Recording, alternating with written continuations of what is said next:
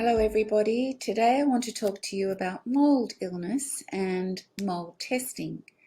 So this came about because recently over the last few months that within Australia, especially in Queensland and New South Wales, they've seen huge flooding.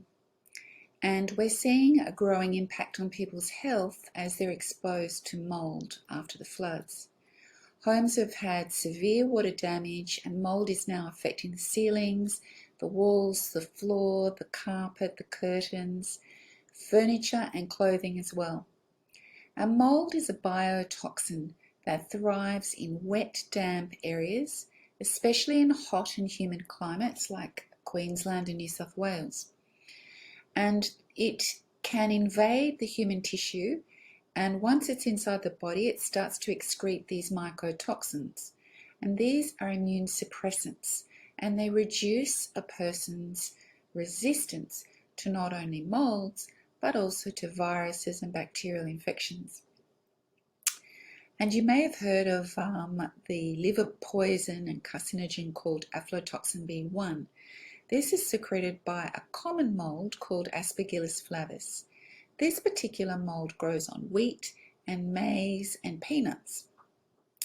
Now, if you're wondering what some of the signs and symptoms are for mold illness, they would be things like upper respiratory tract infections, such as hay fever allergies, headaches, candidiasis, chronic fatigue syndrome, pneumonia, congestive obstructive pulmonary disease, and also skin infections like eczema and dermatitis, but even just little, people who are just sneezing continuously, you've got a runny nose, itchy eyes, you're coughing, you might feel dizzy from a lack of oxygen, you're very, very tired, poor memory, other skin infections like athlete's foot or ringworm, tinea, vaginal thrush, moodiness, etc. There's a whole gamut of symptoms, as you can see, that are due to mold. And look, there's over 4,000 different indoor molds that flourish in the house, and especially around the wet areas such as the kitchen and the bathroom, or maybe in a basement. And especially if that house might be close to lakes or rivers, or it's in a ditch in a low-lying area. So it's actually obvious when you're going into a bathroom, you can see black mold in the grouting of the tiles, but sometimes it's quite camouflage, and so you do really need to check the back of your curtains, your carpets, check your bookshelves in the books, that sort of thing. But the main point of entry for mold is through the nose and the mouth. And then once these molds get into the body, the mycotoxins come in and suppress the immune system and your enzymes of detoxification. So that is important, because then you've got a buildup of toxins. So the best way of finding out whether you have mold disease is to do a special functional blood test, and the one that I like to do is called a 15 mold panel.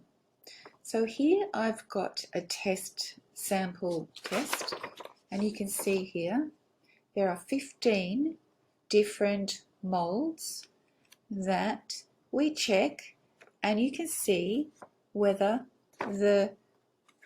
whether in your blood you have an IgE or an allergic type of reaction to any of these particular molds.